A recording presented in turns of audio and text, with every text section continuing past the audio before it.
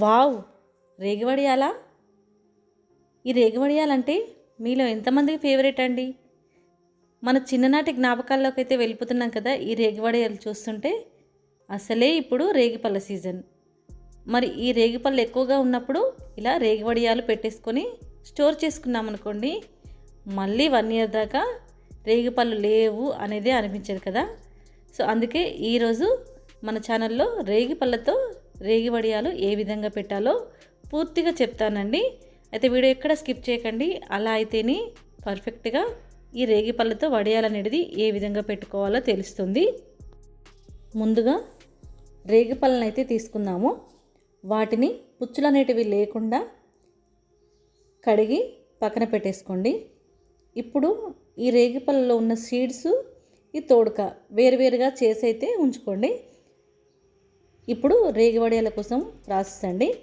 రోట్లోనైతే 1 spoon దాకా జీరా వేసాను, 3 పండుమిరపకాయలు, 2 పచ్చిమిరపకాయలు, 1 స్పూన్ దాకా కల్లుప్పు, కాస్త నానబెట్టిన చింతపండు, ఇవన్నీ వేసేసి ఒకసారి దంచుకుందాం.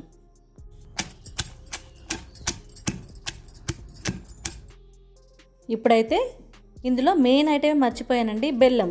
అది కూడా వేసేసి ఒకసారి దంచుకుందాం. ఫస్ట్ వేయాలి బెల్లం, కానీ మర్చిపోయాను. అది కూడా దంచిన తర్వాత ఇప్పుడు మనము గింజలు సపరేట్, తోడకలు సపరేట్ అయితే చేసుకున్నాం కదా రేగ్గాయలు.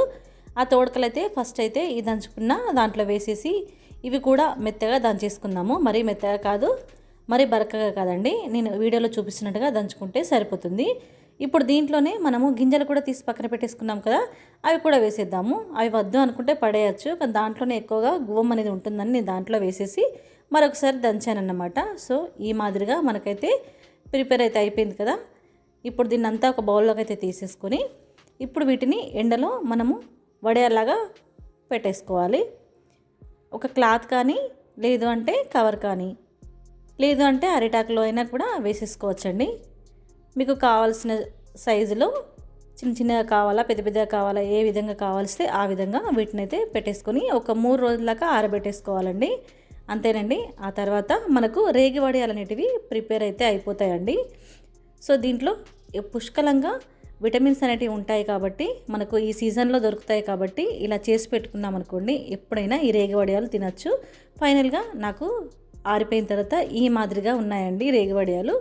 సో మన వీడియో కనుక మీకు నచ్చినట్టయితే ప్లీజ్ లైక్ చేసుకొని షేర్ చేసి సబ్స్క్రైబ్ అయితే చేయడం మాత్రం మర్చిపోకండి.